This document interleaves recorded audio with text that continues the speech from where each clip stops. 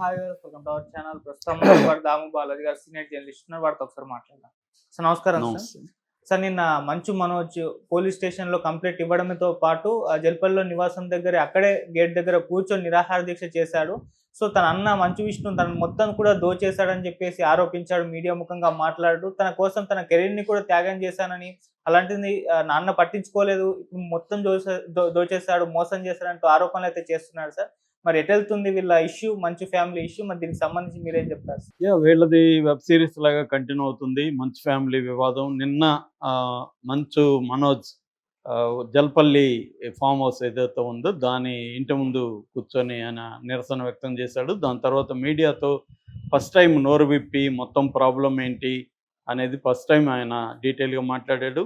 నేను ఇన్ని రోజులు ఓపికగా ఉన్నాను, ఇన్ని రోజులు మా నాన్నతో మొరపెట్టుకుంటున్నాను, కూర్చొని మాట్లాడుకుందాం, మనం అందరూ సమస్యను పరిష్కరించుకుందాం అని చెప్తున్నాను, వాళ్ళు రావట్లేదు. కాబట్టి నేను ఇప్పుడు నోరు తెరిచి మాట్లాడాల్సి వచ్చింది. దానికి కూడా ప్రధాన కారణం ఏంటంటే, మొన్న నా కూతురు బర్త్డేకి ఏప్రిల్ 1న జైపూర్లో, రాజస్థాన్ జైపూర్లో డెస్టినేషన్ సెలబ్రేషన్ చేసుకున్న దానికి వెళ్ళాము.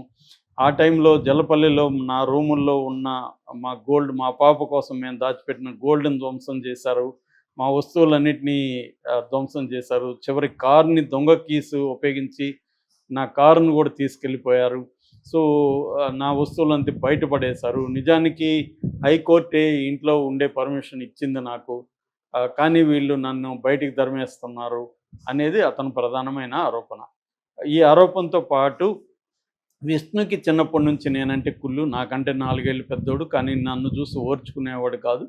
అందువల్ల అతను ప్లాన్డ్గా మొత్తం ఆస్తి అంతా కూడా అతను దోచేసుకున్నాడు అనే మాట కూడా అన్నాడు. ఈ క్రమంలో ఒక జర్నలిస్టు, మీరు ఆస్తి కోసమేనా ఈ గొడవలు అంటే, నా బిడ్డల మీద, నా భార్య మీద ప్రమాణం చేసి చెప్తున్నాను, నాకు మొన్న కొత్తగా బిడ్డ పుట్టింది, ఆ బిడ్డ మీద ప్రమాణం చేసి చెప్తున్నాను, ఆస్తి ఇష్యూనే కాదు, ఇది నా ఆత్మగౌరవానికి సంబంధించిన ఇష్యూ. వాళ్ళ ఫ్యామిలీలో నన్ను ఒక భాగం చేయకుండా వాళ్ళు నన్ను ఇలాగా చూడడం అనేది నాకు నచ్చట్లేదు. అలాగే అక్కడ కాలేజీలో విద్యార్థుల్ని దోపిడీ చేస్తున్నాడు విష్ణు, విద్యార్థులను వేధిస్తున్నాడు, దానికి వ్యతిరేకంగా నేను నోరు విప్పాను. అది విష్ణువుకు నచ్చట్లేదు. అందుకనే నా మీద కక్షిగట్టి విష్ణు మా నాన్నని కంట్రోల్లో పెట్టుకొని మా నాన్నని బ్లాక్మెయిల్ చేస్తూ, మా నాన్న దగ్గర పర్మిషన్ కూడా తీసుకున్నాడు.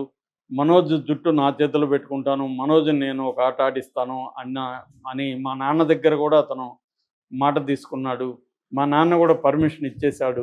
సో మా నాన్నని, అమ్మని అతను మ్యానిపులేట్ చేస్తూ నాకు యాంటీగా వాళ్ళని తయారు చేశాడు. సో నన్ను పగ తీర్చుకోవడానికి ట్రై చేస్తున్నాడు. నేను నిజానికి చాలా త్యాగాలు చేశాను ఈ ఫ్యామిలీ కోసం. పాండవులు 9 సినిమా వచ్చినప్పుడు నాకు ఇష్టం లేకపోయినా లేడీ గెటప్ వేశాను. నువ్వేస్తే బాగుంటుందిరా, వాడి కెరీర్ నిలబడుతుంది, నువ్వేస్తే సరదాగా ఉంటుంది, నవ్వుతారు జనం, కామెడీ వస్తుంది అని మా నాన్న చెప్తే నాకు ఇష్టం లేకపోయినా చేశాను. నేను వేరే బ్యానర్లో ఏదైనా ఒక హిట్ సినిమా తీయగానే మా వాళ్ళు విష్ణు వచ్చి నన్ను బుక్ చేసేసేవాడు వాళ్ళ సినిమాలకి. అలాగా నేను ₹1 తీసుకోకుండా విష్ణు కోసం నా లైఫ్ని త్యాగం చేశాను. నేను అట్లాగే అక్కడ కూడా విద్యానికేతన్ సంస్థల్లో కూడా నేను ఎటువంటి రివార్డు కానీ డబ్బులు కానీ తీసుకోకుండా పనిచేశాను. దాని ఉన్నతికి నేను కూడా పాల్పడ్డాను. అయినా కూడా నన్ను ఫ్యామిలీలో ఇంక్లూడ్ చేసి వాళ్ళలో భాగం చేయకుండా నన్ను సపరేట్ చేసి నన్ను హింసిస్తున్నాడు. ఇదంతా విష్ణు చేస్తున్నాడు అనేది అతని ప్రధానమైన ఆరోపణ. సో ఇది ఇప్పుడు దీన్ని మనం బయట ఎలా చూడాలి అనుకున్నప్పుడు, అసలు దీని నుంచి మనం ఏం నేర్చుకోవాలి, దీన్ని ఎందుకు చర్చించాలి అనుకున్నప్పుడు ఏంటంటే, ఒక సెలబ్రిటీ ఫ్యామిలీలో ఇద్దరు అన్నదమ్ముల మధ్య ఇష్యూలు వచ్చినప్పుడు అది ప్రజలకు అందరికి కూడా ఇంట్రెస్టింగ్గా ఉంటుంది. అసలు వీళ్ళ ఫ్యామిలీ ఏంది? ఎందుకంటే మోహన్ బాబు ఫ్యామిలీ అంటేనే ఒక నోటోరియస్ ఫ్యామిలీ. అంటే మోహన్ బాబు రౌడీయిజం చేస్తాడు, మోహన్ బాబు నోటి దురుసు అనేది ఉంది. అలాగే వీళ్ళు దౌర్జన్యాలు చేస్తారు. ఆ మధ్య కూడా ఒక సినిమా అప్పుడు బ్రాహ్మణులను వాళ్ళ ఇంటి ముందు వెళ్తే కొట్టడం, ఇవన్నీ ఉన్నాయి. కొంత అంటే ఒక బ్యాడ్ ఇమేజ్ అయితే ఆ ఫ్యామిలీకి క్రియేట్ అయింది. నిజానికి చూస్తే ప్రతి ఫ్యామిలీలో మనం బ్యాడ్ గుడ్గా డివైడ్ చేస్తే ప్రతి ఫ్యామిలీలో అయినా మనుషులైనా బ్యాడ్ గుడ్ రెండు ఉండకుండా ఎవరు ఉండరు. సంపూర్ణమైన మనిషి అనేది ఎవరు ఉండరు. పాయింట్ ఆఫ్ వ్యూ, నా పాయింట్ ఆఫ్ వ్యూ చూసినప్పుడు కొన్ని విషయాలు నీలో బ్యాడ్గా నాకు అనిపిస్తుంది, నీకు నాలో బ్యాడ్గా అనిపిస్తుంది.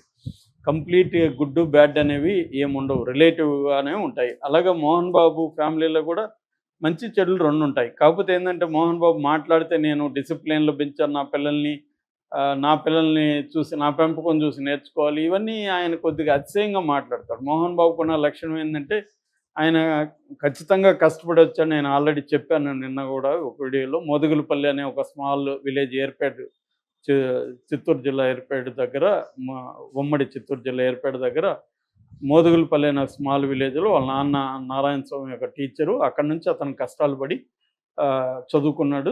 వాళ్ళ నాన్న దగ్గర దెబ్బలు తిన్నాడు, చెట్టు ఎక్కేయడం, చెట్టు నుంచి దిగకుండా దిగిన కొట్టడం, ఇలాగ అవన్నీ కూడా ఆటోబయోగ్రఫీలో ఉన్నాయి, ఇంకా బయటికి రాలేదు కానీ. సో ఈ నేపథ్యంలో అతను కష్టపడి డ్రిల్ మాస్టర్ అయ్యి అక్కడి నుంచి సినిమాల్లోకి వెళ్ళి అసిస్టెంట్ డైరెక్టర్గా కష్టాలు పడి ఆ తర్వాత మన తాతమ్మకలతో హీరో అయ్యి దాసరథి దగ్గర శిష్యరికం చేసి అలాగా తన టాలెంట్తోనూ హార్డ్ వర్క్తోనూ అతను పైకి వచ్చాడు. అతనికి ఏం పెద్ద గాడ్ ఫాదర్ లేరు, కమ్మ కులం అయినప్పటికి కూడా అతనికి పెద్దగా అది సోషల్ క్యాపిటల్గా ఉపయోగపడలేదు. మెల్లమెల్లగానే వచ్చాడు, ఎదిగినాక ఉపయోగపడి ఉంటుంది, సర్కిల్ వచ్చింది. అతనికి పెద్దగా ఫ్రెండ్స్ కూడా తక్కువే అని అతను అనేక సార్లు చెప్తాడు.